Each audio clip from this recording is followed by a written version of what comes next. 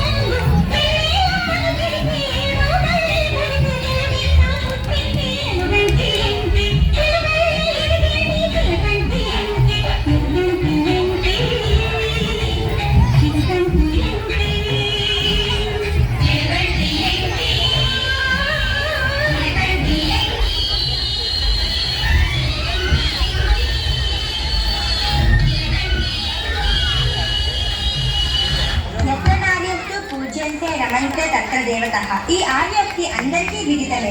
కానీ కన్యాశుల్కం కష్టాలు అత్తవారి ఆరని వరకట్న వేధింపుల నుండి కట్టుకొని నిలబడిన స్త్రీని విద్యతో ప్రోత్సహించి వెన్ను తట్టి వివిధ రంగాలలో ఉన్నత స్థానాలలో ఎదిగేలా చేసిన కుటుంబానికి మరియు సమాజానికి ధన్యవాదాలు. అలాంటి సమాజంలో తలదించుకుని సిగ్గుపడే పరిస్థితి ఇటీవల జరిగిన విషయం అందరికీ తెలిసిందే. స్త్రీ అర్ధరాత్రి నిర్భయంగా తిరగగలదు, అప్పుడే మనం నిజమైన స్వాతంత్రం అన్నారు గాంధీజీ. కానీ నిజంగా నిర్భయంగా తిరగగలుగుతున్నాం? ఈ మృగాల అకృత్యాలకు ఎంతమంది నిర్భయులు ఇంకా బలి కావాలి? ఆడవాళ్ళ జోలికి వెళితే వాళ్లకు రుద్రుడు లాంటి ఛత్రపతి శివాజీ కావాలి. మాకు న్యాయం కావాలి. We want justice.